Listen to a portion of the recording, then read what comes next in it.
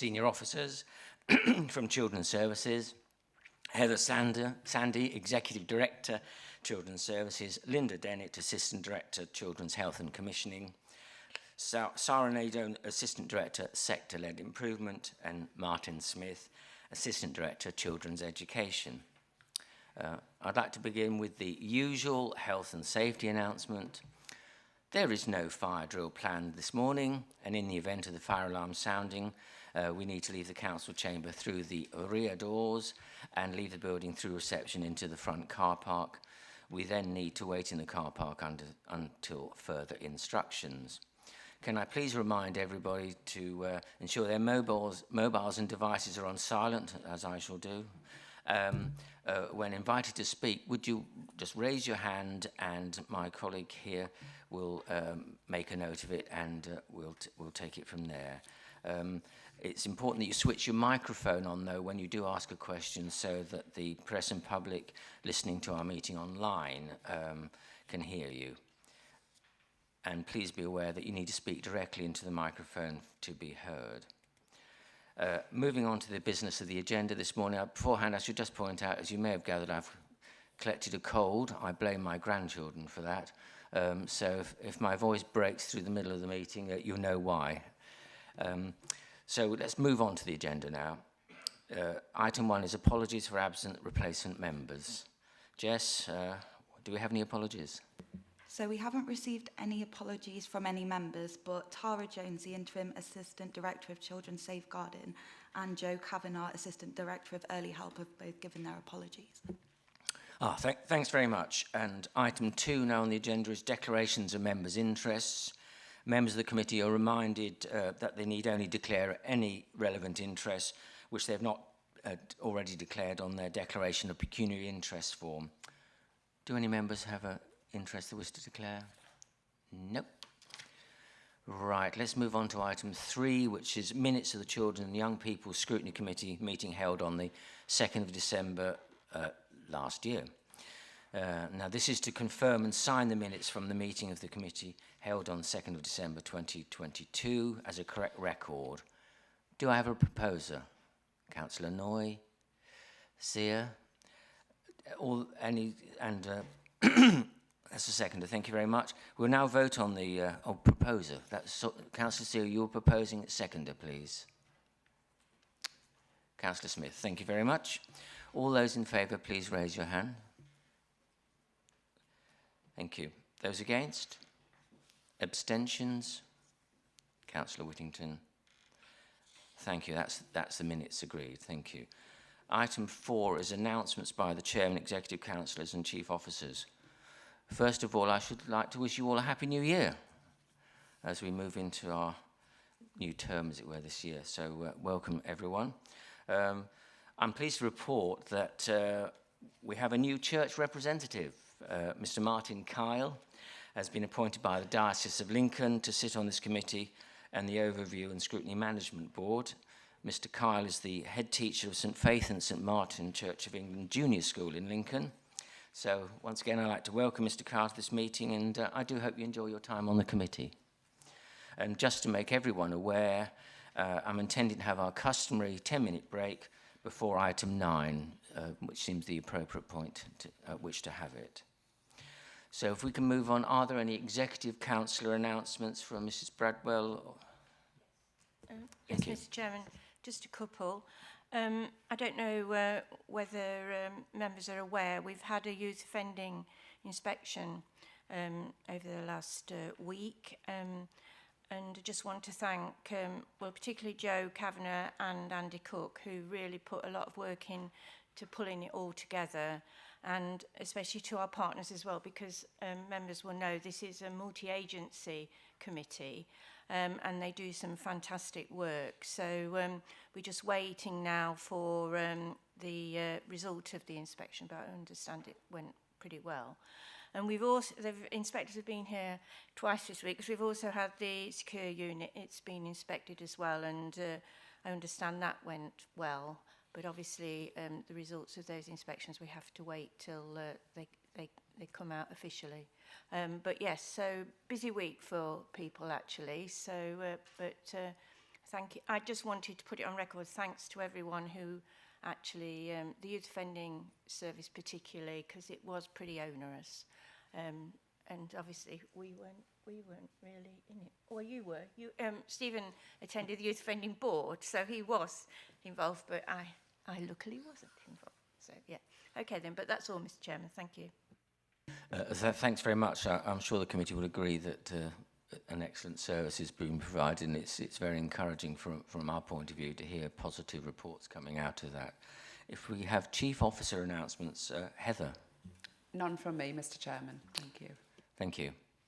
We now move on to item 5, which is Children's Services Budget Proposals 2023 to 24. This item sets out the Council's budget proposals for 2023 to 24, obviously with a specific focus on the implications for children's services and activities. The report will be presented by Heather Sandy, Executive Director, Children's Services, and also welcome to Mark Popperwell, Strategic Financial Lead, Children's Services, who's also in attendance for this item. So it's over to you, Heather. Thank you, Mr. Chairman. As you've said, this is the report to consider the Council's budget proposals. There should be no surprises in here. A lot of what's in here are things that the Council, the Scrutiny has, or the committee has already given scrutiny to and made comments on. So I'm hoping you're not going to get any surprises in here. It's quite a technical paper, which is why I'm glad I've got Mark alongside me to support any technical questions you might have. But my intention is to take you through the paper and highlight to you different elements that I think you might want to discuss. So as the report outlines, the provisional local government settlement was published on the 19th of December, so quite late, and we're also waiting to receive more information from the district councils at this point, so these proposals are estimated currently. The executive of the council considered these proposals on the 4th of January, and they've agreed that they are now open to consultation. For this committee, we'll specifically be looking at the budget implications for children's services activities to gather your comments, but the wider budget proposals for the whole council are, I know you'll have looked at them in your own groups, but they're also online. So section 1 gives the background to the proposals and highlights that this is a single year financial plan for both revenue and for capital budgets. And the report notes that the autumn statement was more positive than we had anticipated, which was really good news.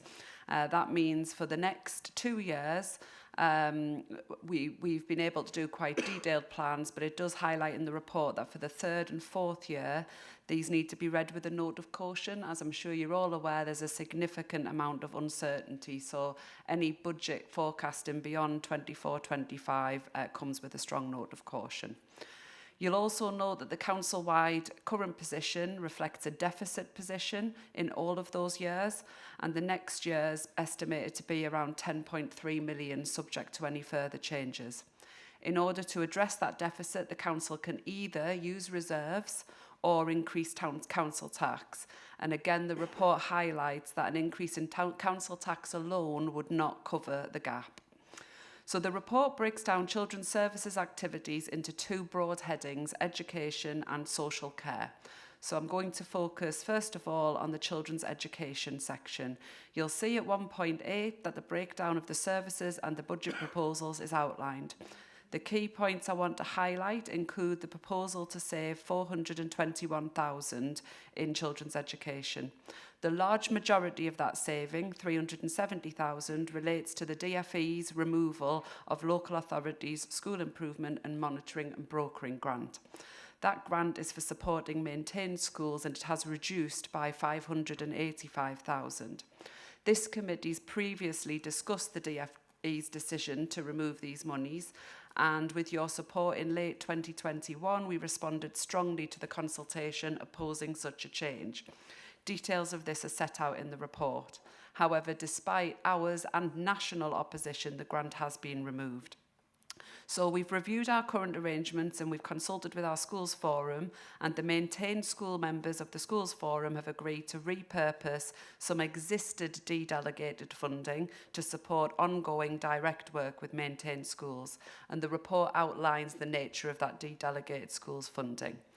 I can assure the committee that this will minimise as far as possible the impact on school improvement in maintained schools, and the council funding, the remainder of the council funding, will continue to support strategic system leadership for all schools and our statutory duties that are contained within grants that fund that. The remaining savings in children's education relate to legacy savings that have been discussed and agreed here, including the Budget 2020 exercise and also other corporate savings which are outlined at 1.12. There is a cost pressure in relation to children's education, and that is the impact of the national living wage rise in April. That's going to have a direct impact on our delivery of domiciliary care and direct payments, which support children with disabilities, and that creates a cost pressure of 190,000. Section 1.14 of your report confirms that the public sector pay award is built into these budgets and currently excluded from later years until we have more clarity.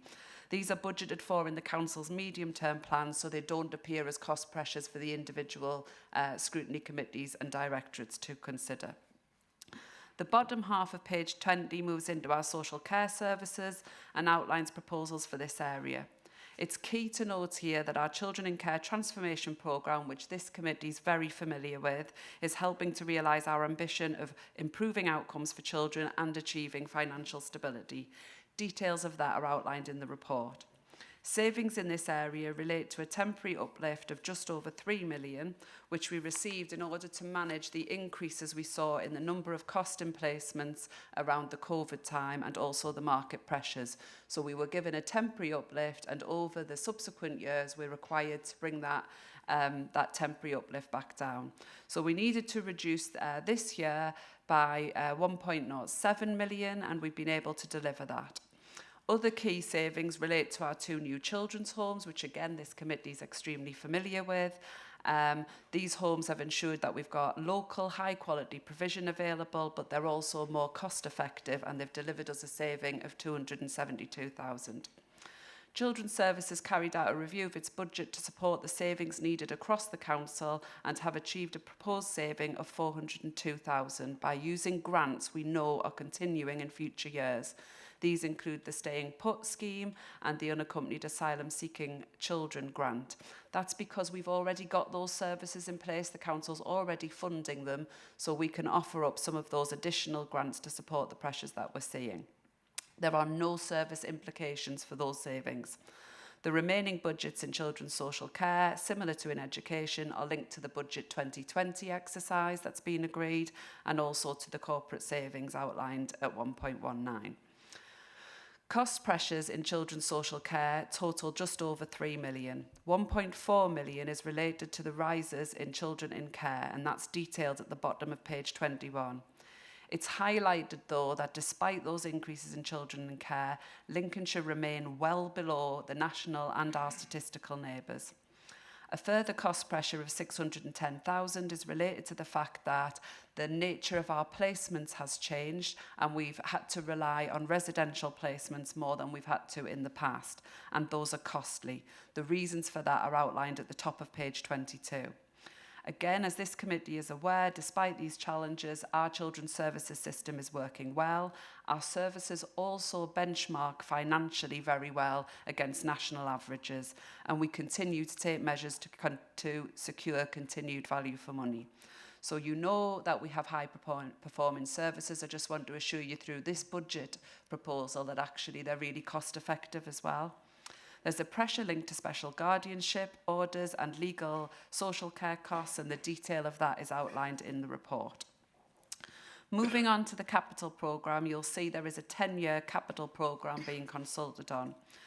For us, if a particular interest is our maintained schools, we have an annual capital programme of individual school condition and maintenance projects. Basically, we receive money from the DFE to manage critical priority issues, and the estimated grant for school conditions allocation is 3 million for the next financial year. Lincolnshire will also receive an additional 250,000 for devolved capital funding. This is money given to individual schools for capital works. You'll note that in December 22, a national share of 447 million was announced that will be allocated through capital funding to schools and sixth forms with the purpose of improving energy efficiency and to support the increased cost of utilities. This funding will relate to an additional £10,000 per school, plus £20 and 6 pence for each pupil that they have. Section 1.31 notes our basic need allocation of 1.6 million. This is the grant that funds the additional places that we need, and those all come through this committee as we expand schools and add capacity into Lincolnshire's system. The budget proposals also note the building communities of specialist provision.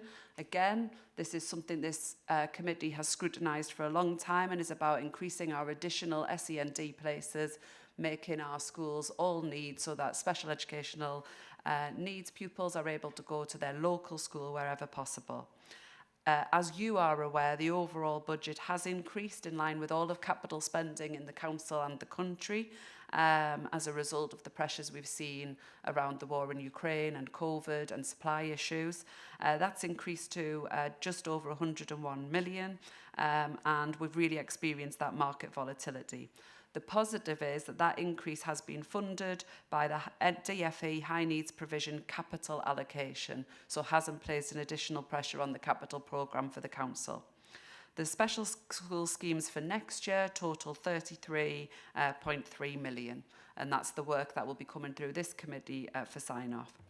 So the schools budget is outlined on page 24. The funding we receive in the dedicated schools grant is through a national funding formula, and the breakdown of the grant is detailed, and you'll see that the funding is largely ring-fenced for individual schools and academies. As detailed following consultation with Schools Forum, the Council plans to continue replicating the national funding formula wherever we can afford to do so. Where it's not possible to do so, we have to take specific measures to address this. That sometimes is a minimum funding guarantee for schools, and sometimes it's an increase in cap, and sometimes it's to do with the individual pupil levels. So the affordability of the National Funding Formula replication will be shared with Schools Forum in the January meeting, but I just asked the committee to note that because of the timescales, we will have to make a decision.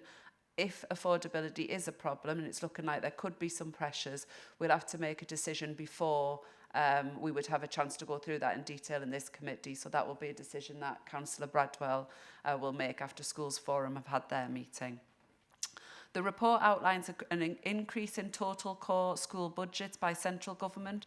For Lincolnshire mainstream schools, that new grant will mean a 3.4% increase in pupil funding, and the detail of the grant is outlined in the report. One of the areas this committee is very aware of and concerned about is the high needs block and the funding for our pupils with SEND. We know that's under significant pressure nationally and locally. As the paper outlines, in Lincolnshire, the transformational work is essential if we're going to continue to improve outcomes and establish financial sustainability. We know there are a significant number of local authorities, almost a third, in intervention with the DFE around the high needs block. We're not in that position, and that's thanks to the collaborative work with schools and the team in the local authority, but that's going to need to continue if we want to continue to be financially sustainable. The SEND Transformation Board is governing that transformational progress and has key work streams which monitor against our ambitions, and this committee receives regular updates on that work. Section 1.43 explains the special school formula and the fact that we have needed to respond to inflationary cost pressures that sector has seen in line with mainstream schools. That funding will be reviewed in light of the overall high needs spending priorities, and we'll be working with schools on that. Our early years block funding is 43.8 million, and that's used to fund the hourly rates for the delivery of entitlement in early years support services. The underlying principles and formulas will remain in place as they have been, and the increased hourly rate from government will be considered in the context of this. The Council will seek agreement for its centrally retained budget for the early years from the Lincolnshire Schools Forum again on the 19th of January. These budget proposals will be publicised on the Council's website, and there'll be an opportunity for the public to comment. All consultation comments, including comments from this committee, will be available to be considered when the Executive makes its final budget proposals on the 7th of February. Thank you, Mr Chairman. Thank you very much, Heather, for a very comprehensive report on a very important matter. It's now over to members of the committee to ask questions or make points. Do we have any questions, Councillor Gray? None coming forward yet, Mr Chairman. Aha, Councillor Cleaver. Thank you, Chairman. I would like to understand a little bit more about the effect of the withdrawal of the improvement and monitoring brokering grant. So, to put it in simple terms for somebody like me, obviously that's to support improvement monitoring, I assume, is where a school has been judged inadequate or requires improvement by Ofsted, and then obviously measures are taken by us to assist that school in putting things right. Yeah. So what would we have done, would we be doing now that we will not be doing in the future when that situation arises, just to put it simply? Apologies, I have to turn my back on you, Councillor Cleaver, to use the microphone. So it's a really good question. So effectively what's happened is we had some de-delegated grants for maintained schools, which maintained schools had asked us to provide some service such as an interim head teacher's service. And those services have been used less over recent years due to more stability within the school sector. So what the maintained schools have asked us to do is to use that rather than take additional funding from maintained schools, which is what lots of local authorities have done to protect provision. Our maintained schools have asked us to use that money to maintain the provision. So actually it won't have an impact around our ability to do that improvement. That team remains in place. They'll still be working with schools. The impact will be on those other services, but those are the services which have been used less and which maintained school heads have asked us not to prioritise. Thank you. Councillor Gray, any other questions? I'd like to ask a question, if I may, Mr Chairman. Of course, yes. Just around risk, and thank you very much, Heather, for the very detailed overview of the report. But what are the areas of high risk? I mean, I appreciate there are areas of, there are risks. So what are those areas, please? And do you think there's any new areas of risk that are going to come forward that will face children's services and therefore undoubtedly have an impact on our budgets? Thank you, Councillor Gray. So if I start with the key areas of high risk, so without a doubt, children in care is a key area of financial high risk. The number, the complexity, the type of placement we're able to secure, the cost of securing that placement are all challenging. And also demand is difficult to predict. So what we've done within these budgets is build in assumptions based on what we've seen over the last year, based on what's been seen nationally, and based on what we know is in the system. So those assumptions are built in, and that's why you've got your cost pressure around that area. What we're doing is making sure we've got that ongoing strong early help offer. You know our numbers in care per 10,000 are significantly lower than our counterparts. That helps address those costs. We're also doing work on the edge of care, so where we have particularly adolescence and family breakdown. This committee agreed that we needed to invest in that area, so we got our Restoring Families team in place so that we prevent children needing to come into care and need those placements, because we know that brings about better outcomes if we can stabilise that family environment and keep them there. We're really, really hot on placement planning. As a result of these pressures, we have placement planning weekly now. We're reviewing the placement. So when we place a child in a high cost placement, we don't just forget about it. We're reviewing that. We're looking at, can we bring those costs of that placement down? And also where children or their families make good progress, we look at, can we reunite those children back with their families with a supportive offer around them.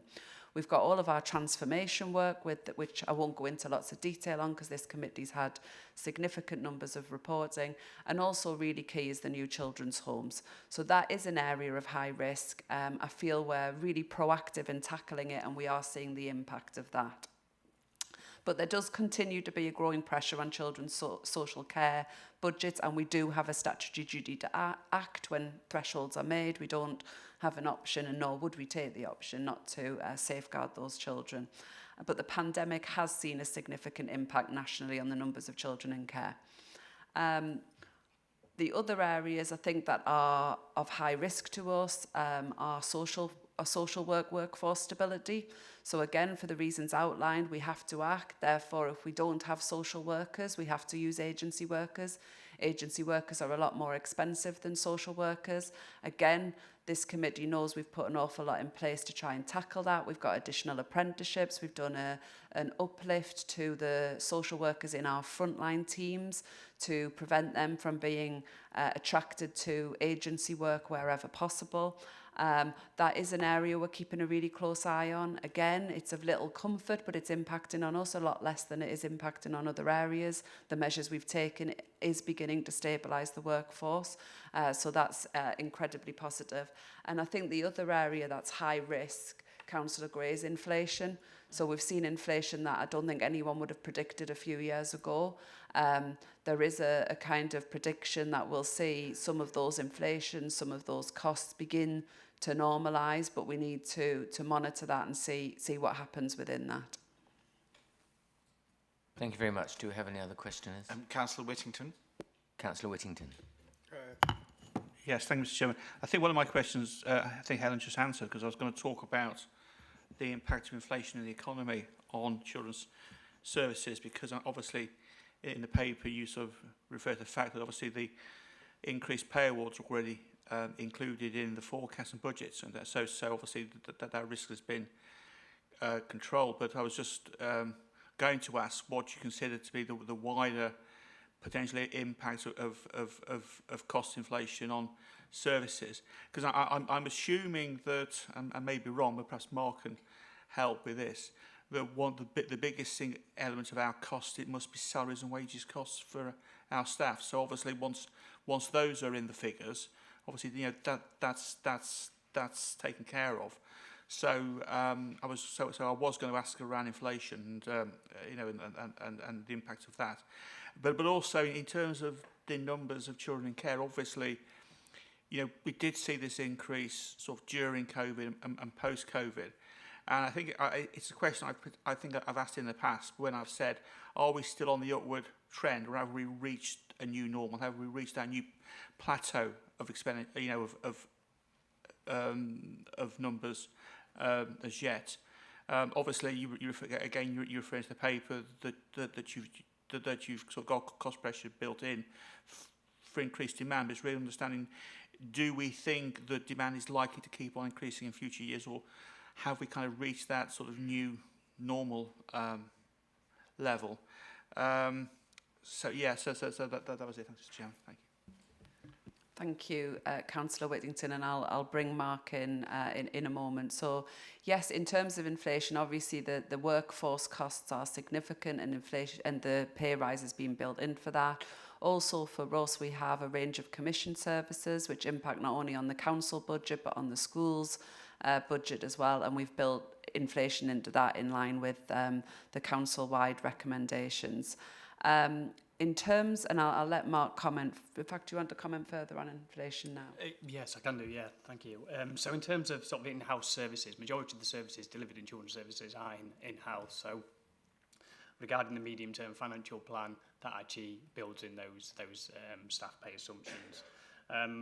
I think Heather touched on in the presentation about the children in care numbers and the economic circumstances and the market uncertainty, and particularly on those external placements as well. So that is something that we built in as part of this financial budget.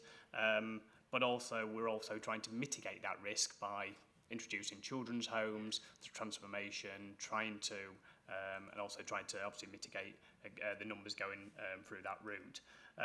But the other part is about working with those partners. So we've got a significant number of strategic partners that we work with, and clearly they're staff-based as well. So we're monitoring that situation through the contract meetings to make sure that they are actually financially sustainable. And clearly there is something we need to look at in terms of how contracts are planned in terms of the contractual arrangements, and particularly in light of inflation. So as we see in a number of contracts, inflation is built in. That is something that we'll be needing to consider going forward, which will then be built into the plan. And then in terms of have we kind of hit the peak around children in care, there's a couple of factors that are influencing our number of children in care. So it always goes up because the population grows. So you'll know we always build in an increase because there is always an increase. We've had COVID, and we know that nationally and locally saw an increase in the number of children within the system, both at child protection and within the care system. The other thing that's impacting on the number of children in care, if you just look at the raw number, is the migration. So, there is a significant number of children in our system now who are not, weren't from Lincolnshire. They've come into the system through the various government routes. Now, those children quite often don't have the significant cost because they tend to be older, tend to be the 16, 17-year-olds, but actually they do have the placement costs. So I think in terms of are we reaching a new norm, I would say not quite yet. I think those migratory schemes that are protecting children and young people from other countries will continue to see an impact on us for a little bit of time. And I think all the projections that Mark and I have worked on are not looking at our normal increase. So we've been moderate and we've built that increase in, and we'll work hard to manage that increase. And also we are lucky because most of our children go into foster placements, not into residential settings. So we'll continue to work to make sure that we are nurturing our foster carers and supporting them. So I think, have we reached a new norm? I think there are so many elements. I don't expect to see the same jump. I don't expect to see the same rises. We'll definitely see the normal rise that we see year on year. I think we'll be a little bit above that because the National Transfer Scheme is continuing to move children who've arrived in Kent throughout the country, and we're continuing to be mandated to support those children when they receive with us.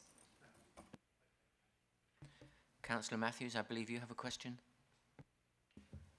It's more about educating me than a question, but it will come out as a question. You've talked about social worker costs and the agency costs. Our maintained schools are budget holders in their own right and maintain their own budgets, don't they? But is teacher recruitment and issues associated with teacher recruitment and then agency staff and the replacement of agency staff a cost on those schools that may impact on us? And likewise, is electricity for heating and oil and things like that a cost on those schools that may impact? And so my question is, and I'm sure you'll reassure me, but stuff coming back up the chain that is not our direct responsibility, but they are maintained schools. Is there any issues there emerging? Thank you, Councillor Matthews. So in terms of the energy cost, there is a grant that's going into schools from government to support with that, but without a doubt that is impacting on individual school budgets. And again, without a doubt, teacher recruitment is a challenge, as social work recruitment is a challenge, and we know the public sector generally, health visiting is a challenge as well. So that will be something that school leaders are having to manage at the minute and think about how they respond to that. And again, it's much harder to respond. We find it hard to respond to it as a local authority. If you're a 30 pupil school, responding to teacher absence or lack of recruitment is even more difficult. You can't strategically influence the system. In terms of it coming back on us though, so for the individual school budgets, what happens if an individual school overspends, then we will work with them in order to set a recovery plan. We don't fund that overspend. We're not allowed to fund overspends in schools. It is a ring-fenced grant, and it would be unfair if we supported some schools and not others, and actually wouldn't be in line with the use of council funding that we should do. So we would work with that school to support them, and because of the kind of size of the school's block, there are always schools who underspend and have reserves, and there are schools that overspend, and we manage all of that money on behalf of schools. So we would work with that individual maintained school on a budget setting, a budget recovery exercise. I don't know, in terms of the numbers of maintained schools who are experiencing deficits, have we seen an increase in that the last? So, I mean, the number of schools, maintained schools, maintained in Lincolnshire, the number is very low, circa around 10. But prior to the autumn announcement, clearly there was noise in the system from schools that in years to come they would fall into a deficit. Clearly the autumn statement of the extra 2 billion was very welcomed. And that is in addition to the supplementary funding grant that schools also received in the current year. So recognising the teachers' pay awards, with that general pay awards, but also the energy increases as well. So, and that money is being baselined as well. So again, it is positive. That's notwithstanding that there is still financial challenges within the schools, and the energy cap changes from 31st of March will obviously put additional costs onto schools, albeit the government have responded via a capital solution. Here's some additional capital to try and be more energy efficient. So the government are supporting the elements of it, but it will be a challenging time financially for schools, more so than what they've probably experienced for a while. I think what you're telling me is that it's right, there is an issue within schools and maintained schools, but it's not going to come back onto us. We haven't got to bail them out, which means we don't need to worry about that in our budget. That was my question. Thank you. Thank you. Councillor Tyrrell. Thank you, Chairman. Now, I heard you say that you're doing training for social care and training. Is this in-house training? And are you getting people who want to be trained? Because I know in nursing and things like that, they're not getting them, and I just wondered if you're having any difficulty with that. Thank you, Councillor Tyrrell. So in terms of our social work apprentice, yeah, we absolutely are. And we're really lucky because we have a system in Lincolnshire where we've got a really strong early help system. So we have a group of dedicated professionals who are already working in the children's system. So they're either early help workers, or they might work in our children's homes, or they might work at Bernardo's. And so we absolutely had really strong applications for the social care apprenticeships, and we're able to appoint to all of them, and it is an in-house apprenticeship, it's in-house training. So we absolutely are filling them. We're conscious that we're taking from other parts of the system. So when you appoint an early help worker into a social worker position, you're taking from early help. Early help traditionally has been easier to recruit to because people don't need that social care qualification. So if they're interested and have worked in the field for a while, perhaps as a teaching assistant, perhaps doing work as a childminder, they can make that move into the early help system. But it is working, and the social care apprenticeship, I really believe, is Lincolnshire's long-term solution, because the people we get are Lincolnshire people. They've got their families in Lincolnshire, they're rooted in Lincolnshire. It's a 3-year programme. They've worked in Lincolnshire before.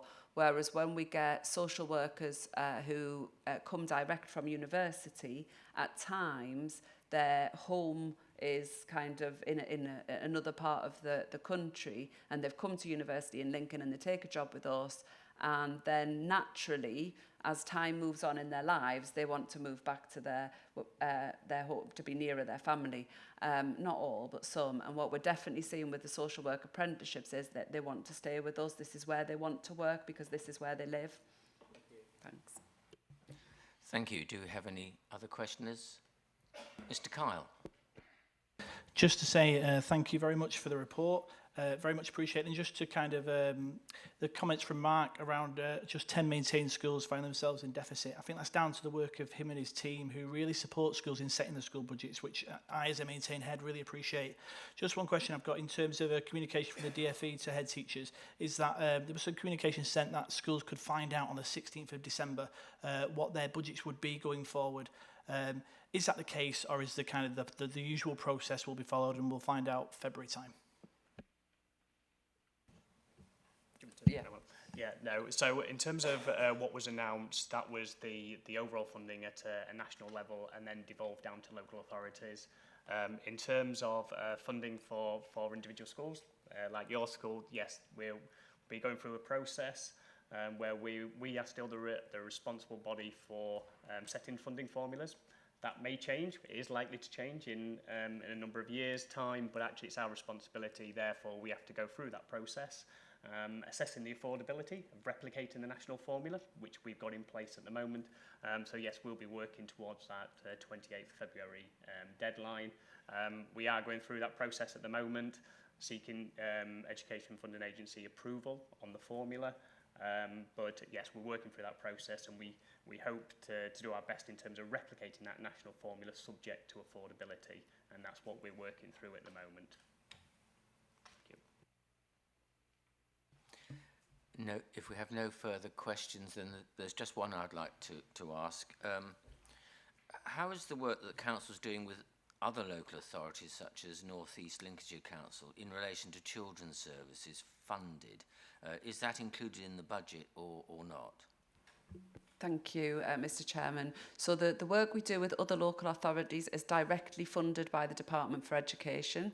It doesn't sit as part of this budget proposal because actually it's ongoing and it gets reviewed every 3 months. It's a really good question because, you know, we've got some excellent staff like Sarah who are working really hard in North East Lincolnshire.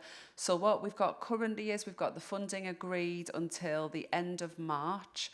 We're currently working on what we think are advice around the support they need for the 6-month period after that will be, and then we will work with the department on that. And so that is separately managed to the budget process because it doesn't work in the years, it doesn't work in the financial years.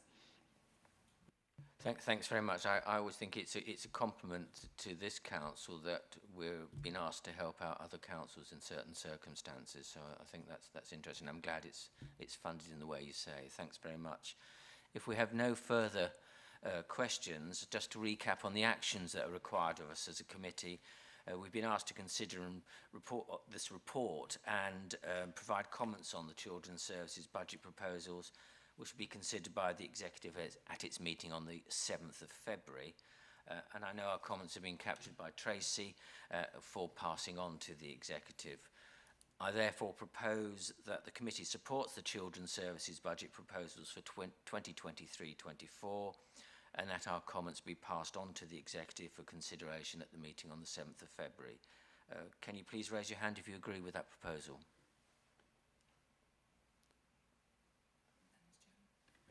That's unanimous. Thank you very much. That's agreed. We'll now move on to item 6, which is attendance in schools, elective home education and children missing education annual report 21-22. This item sets out the annual report for 21-22 on school attendance, elective home education and children missing education.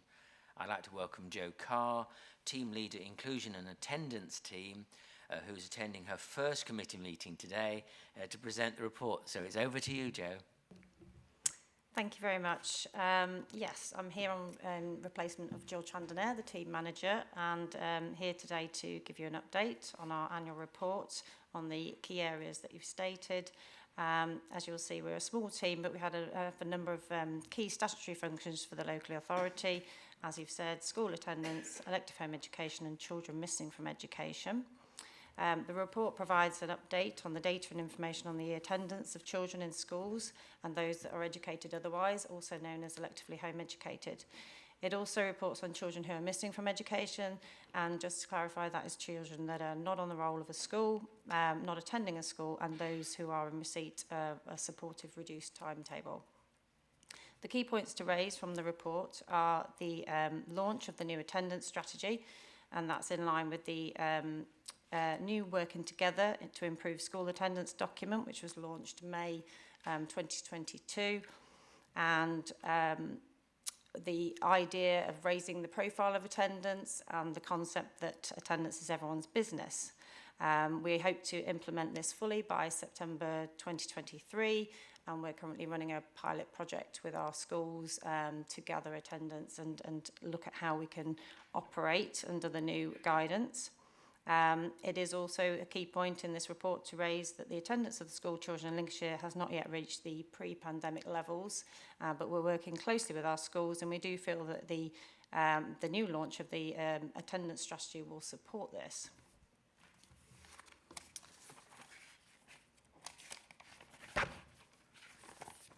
So as part of the new attendance strategy, it will see the creation of the new attendance team, which we are currently recruiting for officers at the moment. And schools will receive currently, we're looking at 3 targeted support meetings in schools. We see this as a really positive action and a move back towards having a closer and collaborative working relationship with our schools. It is also a multi-agency approach, and we'll be looking at sort of embedding and working much closer with our service providers such as Early Help. This will enable us to train a number of staff across children's services to make sure that they are also attendance curious and attendance aware. So looking further on, the DFE have not only launched the new government guidance, but it's also enabling schools to now sign up to the new collection of live data for their attendance. And we've had a really good uptake of that, with 87% of schools signing up to the new collection of attendance data. So that means we can not only access our schools' data, but talk to them on an individual basis about their individual pupils with attendance issues. So it's a much more supportive and proactive way that we can work with our schools, and we see that as a really positive step. Looking at children missing from education, we have an increase in the numbers, but we do believe that a number of the increases are, as Heather has mentioned earlier, we have a number of areas in Lincolnshire where we've got a high number of mobility, especially Boston, so we see a significant numbers of CME increasing in the Boston area. But again, that is around families returning to their home country, and that could be to do with passports, or it could be to do with seeking medical treatment. So it is around a high mobility, but also we've worked very closely with our schools to improve the practice of reporting children missing from education and make sure that there is sort of close guarding around that and making sure that safeguarding is a priority for these children.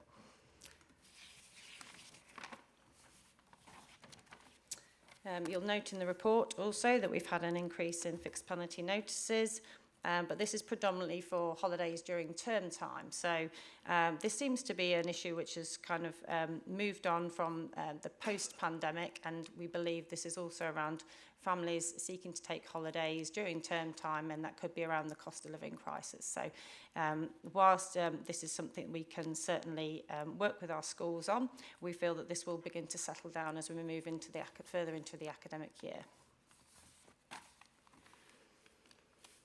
We've also got an update on the reduced timetables, with an increase on the number of reduced timetables being recorded. Again, this is improved working and practice with our schools to make sure that they are correctly reporting reduced timetables, but also we have seen an increase in the number of anxiety cases post-pandemic, and we feel that the new emotional-based school avoidance pathways supporting those young children to access a full-time sufficient education, and a reduced timetable is just one of the methods of being able to support those children and return to school.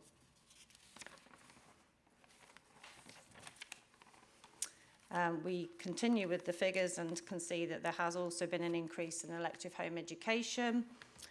This did obviously peak during the pandemic time, but we do feel again that this is now brought us in line, Lincolnshire, with other regions, whereas previously we have always had a reduced number of elective home education. So whilst we have 1,600, we have a lot of work that's happening around elective home education. Again, those targeted support meetings in schools will enable us to work closely with schools and make sure that parents are fully informed prior to making that decision to remove from roll, so that they understand the requirements of elective home education. And I think that concludes the update and the areas that we're covering, and welcome any questions. Thank you. Thanks very much. Councillor Tyrrell, I believe you have a question. Thank you. Just on the pandemic, a lot of kids had to stay at home, and quite a few of them in my area never really went back. You know, like it's as if like, oh, well, you gave us 2 years holiday, now you want us back at school. So, what is? Have you done anything to kind of encourage them to come? Because I know what. Especially when they get to 13, 14, it's like, well, my years are nearly over, I don't need to bother with this last year. you know what I mean? So I just wondered, is there any way of getting them back to school, or have you got a plan of how to get them back to school? Thank you, Councillor. Yes, so it can depend. We have a variety of children who have predominantly gone elective home education, and that will be around the parents. They have that parental choice to make decision around their child's education if they choose to home educate. But obviously with our schools, with our new targeted support meetings, it will be about getting back into those schools, which is a great opportunity to work collaboratively and support schools with those children that need help, additional help to return to education. And I do think reduced timetables is one of the ways that they're promoting that as a method, especially where there's anxiety about returning to school, because that seems to be the general more sort of the kind of umbrella of reasons of why we're having children suffering and return to education. But I think there are lots of strategies that are coming out under the new pathway around emotional-based school avoidance that will support with that. So I think our colleagues in the pupil reintegration team are certainly helping with that as well. So it's quite positive, and there's lots of initiatives happening currently with schools to support them with that return. Thank you. Thank you. Councillor Smith. Thank you, Chairman. My question is quite brief. Bear with me. I'm just finding my mouse. Do we know if the intention of Her Majesty's government to legislate children not in school registered and by extension children who are home educated? Thank you. Thank you.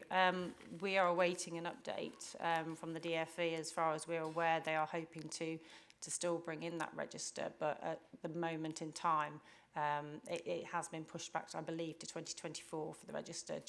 I think the headline was that due to priorities. Thank you. Thanks, Heather. Did you wish to come in at that point? Just to say, I think it's a really good question, Councillor Smith. I think it's something we were really keen to see come in, and we were really disappointed that it's been pushed back. So we're working through DCS to encourage the department to bring that in. It's definitely going to make a difference to the work we do.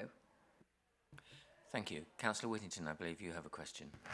Yes, thanks, Mr. Chairman, and thanks, Joe, for the report. I think it's really key work that you do, to ensure that the children and young people, when they do leave school, have got those key life skills, especially literacy and numeracy, without which they really can't,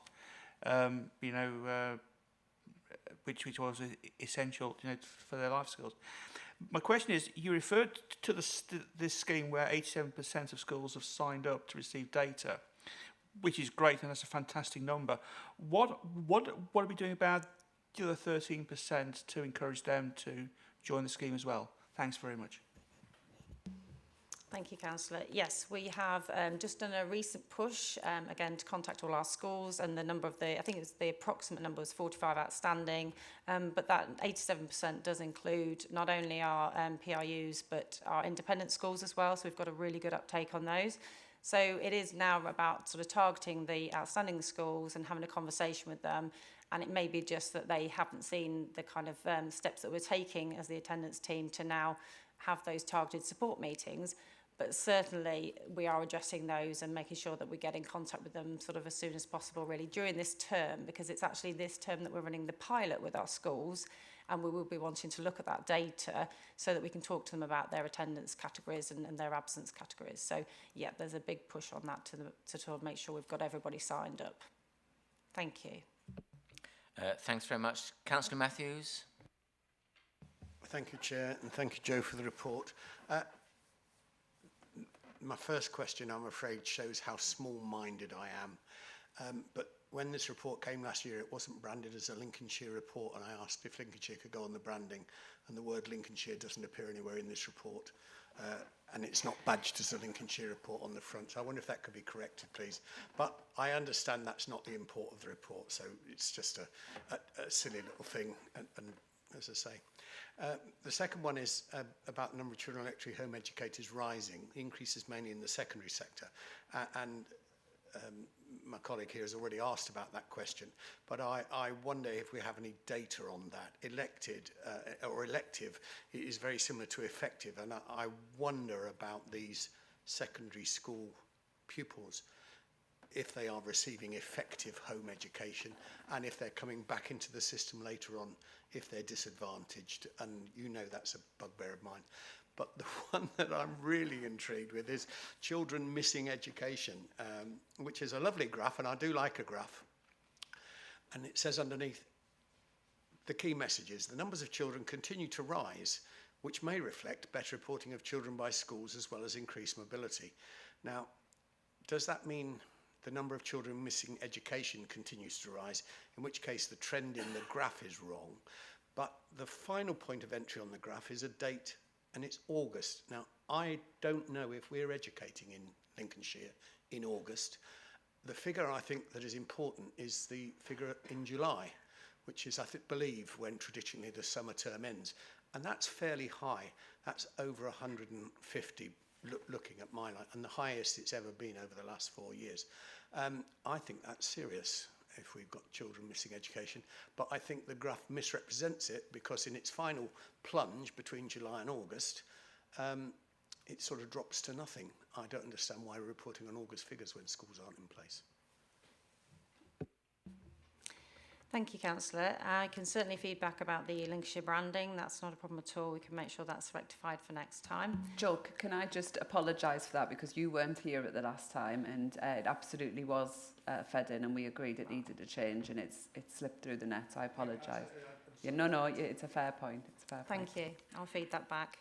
I'd like to touch on the Year 11s for elective home education. We have a specific worker who works with our Key Stage 4 pupils in elective home education. And I think it certainly is a good question you've raised around those children that return to education. And I think as an officer myself, it is unusual to see years 10s and 11s return to a mainstream setting. But what I would say is we are extremely good, and I talk on behalf of the advisors here, at promoting further education and our links with further education. And we have a number of pupils in Year 11 who go on to access the colleges, the local colleges that we've got. So actually, they do return to education, and sometimes it is a better fitting for those children when they've been in elective home education for a long time. So I hope I've kind of reassured you there that we do some real positives with those children who are home educated and those that are educated very well. As for the children missing from home education, I can feedback about what you've raised around August, which is a fair point. I think the point that I would raise around the July figures being significantly high is obviously that's at the end of the academic year, and that is when, again, we would see a high number of those families return to their home country because they would return for a significant period of time. And I think what we definitely saw was families wanted to return to their home country after the pandemic. So that could result in some of those numbers. I think there has been a steady increase. I think the reporting has improved. I think we've worked really closely with our schools to make sure we avoid unnecessary reporting. And also we're working really closely with our regional groups as well, where we are looking at how other local authorities are categorising their CMEs, because for example, if children are returned to their home country, we've got evidence of this, and we wouldn't want to keep them as a child missing from education in Lincolnshire and continue to look for them because they're no longer in Lincolnshire. So it's making sure they're categorised correctly. Thank you. Heather, you wish to come in? Yeah, thank you.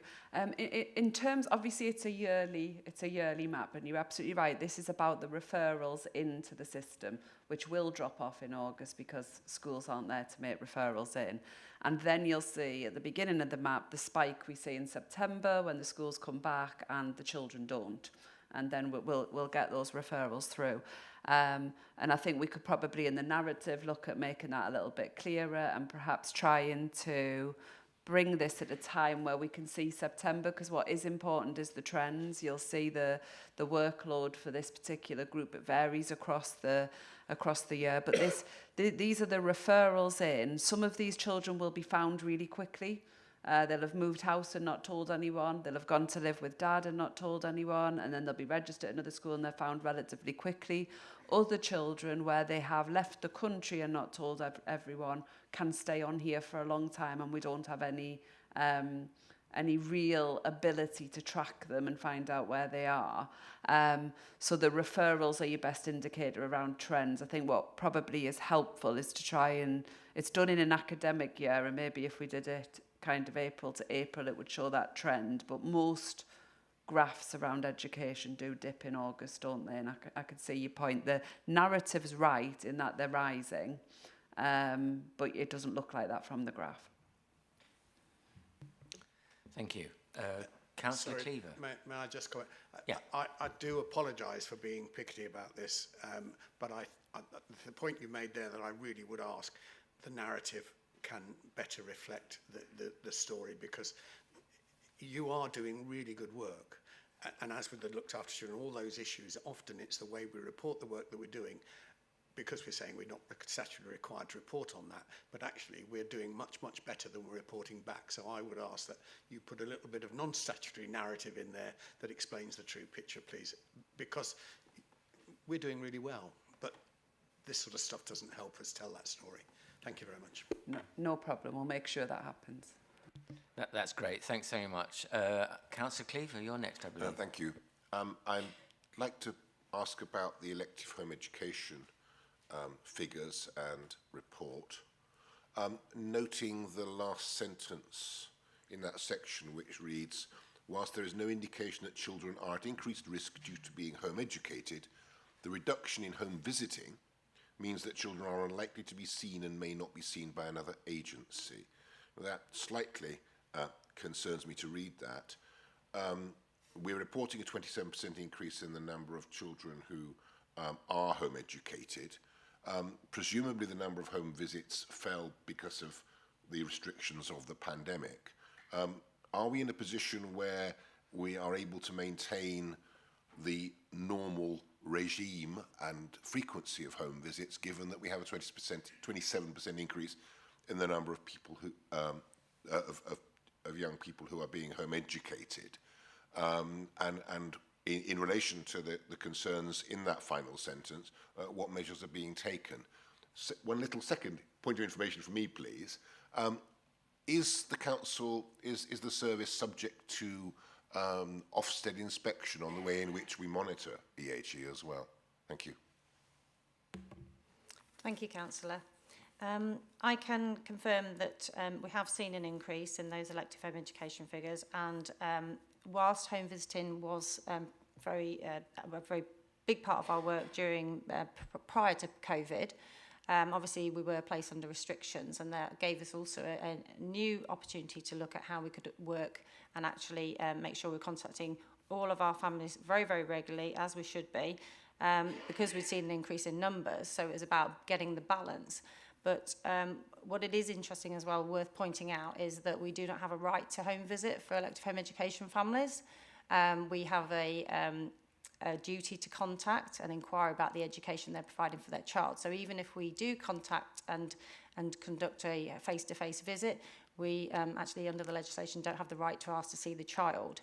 But what I would say is that we are a very proactive team, very good at making contact and building those relationships with our elective home education families and promoting that.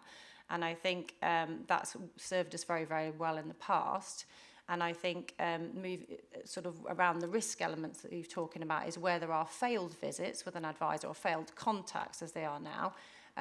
Those cases would then move across to our children missing from education, and under that legislation we do have the right to home visit and inquire about the health and safety of that child. So the legislation does enable us to then be able to see those children where there is no contact, where concerns, or if other services reported concerns, we would also be able to prioritise a contact to that family. So there are methods within our process to ensure that if there are concerns, we can follow those through. So I hope that helps. Thanks very much. And Mr. Kyle, you have a question. Just so 2 points. First of all, the attendance teams sound great for schools. Thank you, Joe, for the report. The attendance teams sound great for schools, supporting schools and families get children into school. is that for maintained and academies? Is there any overlap in terms of the local authority work already supporting maintained schools? Is that going to form part of that meeting, or is it a brand new team that's going to be clearly with that one focus of attendance? And the second point is around children missing in education, in that we talk about higher mobility, we talk about Boston being affected, perhaps on page 5.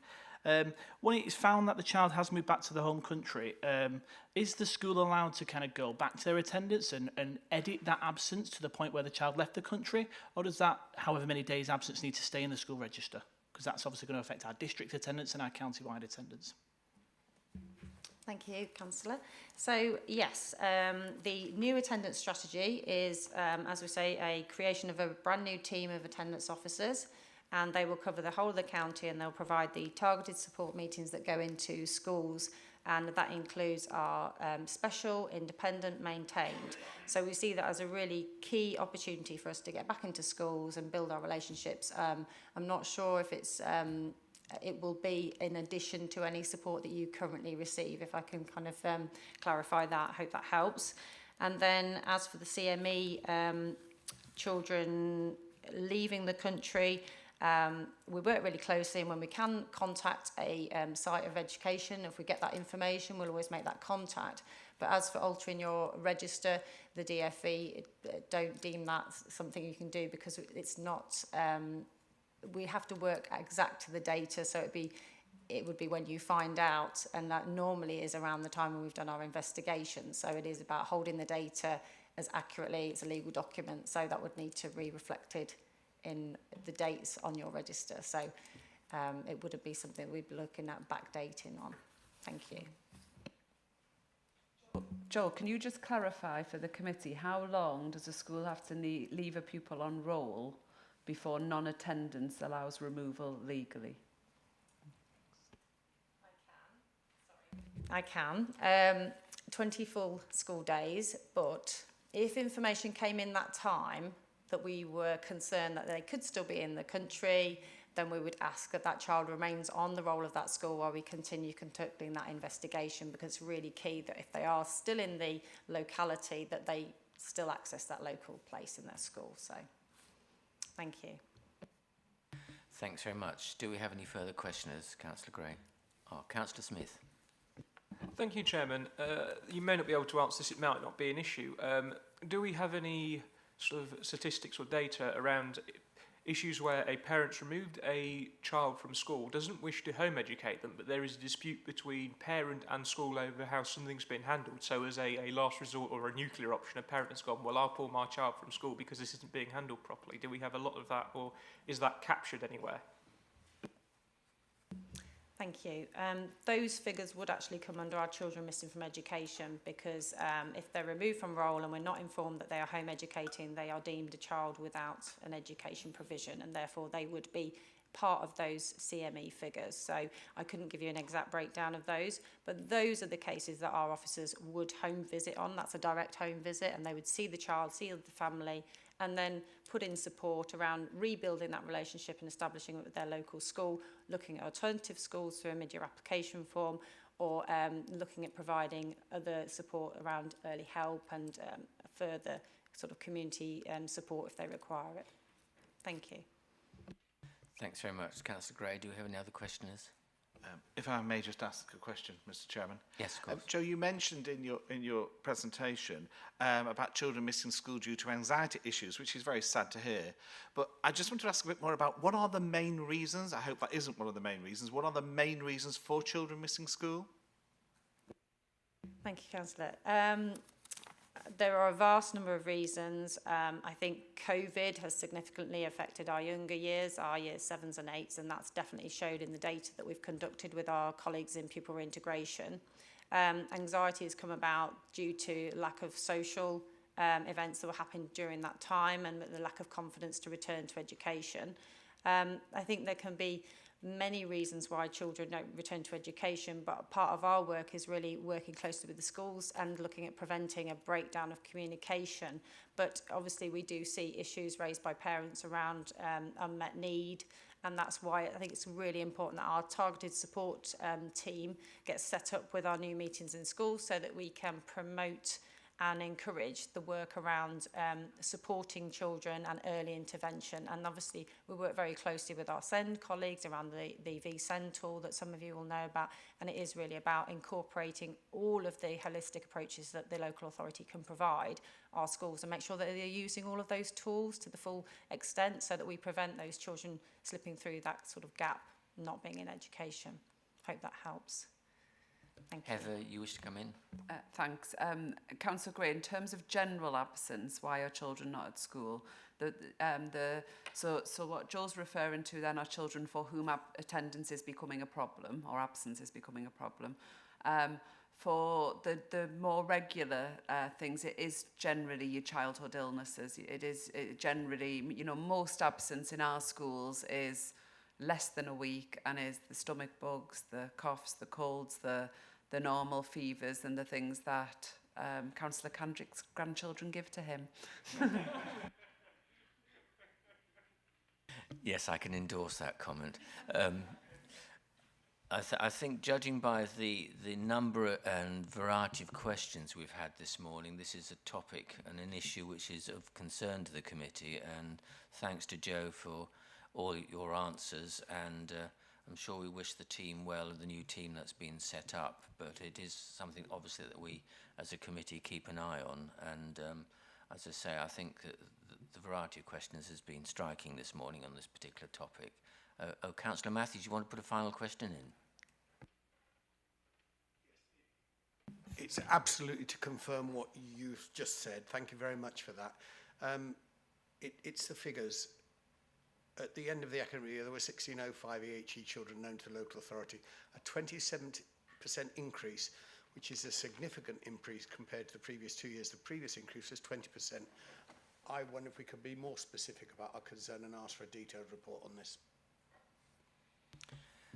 I think that's a perfectly reasonable question, and I think I've had the nod from Heather that can be done for us, so, and Joe as well. That'd be great if we could have some information in relation to that. So to sum up, we've been invited to review and endorse the school attendance. Heather, you Sorry, so Mr Chairman, just to confirm, if we circulate a more detailed report, and then we can have a conversation about whether you want an actual presentation back within the committee or whether you want the normal reporting to continue. That seems a good proposal. Thanks very much. Thank you. So we've been invited to review and endorse the school attendance, elective home education and children missing from education annual report for 2021-22. I therefore propose that the committee has done so, reviewed the report and endorses the attendance, elective home education and children missing education annual report 2021. And I know that particularly in view of the depth and variety of questions we've had asked this morning, that Tracy has made a note of all the comments that have been made. So I therefore ask you if you'd raise your hands if you support that proposal.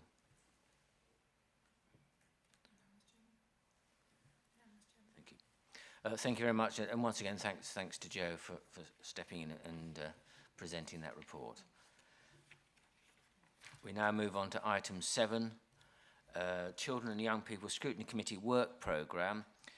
This is sets out our work programme for 2023, and I'd like to invite Tracy Johnson, Senior Scrutiny Officer, to present the report. Over to you, Tracy. Thank you very much, Chairman. There's just a couple of amendments to the published work programme. The Lincolnshire Safeguarding Children Partnership annual update has been brought forward from the 21st of April meeting to the 3rd of March meeting.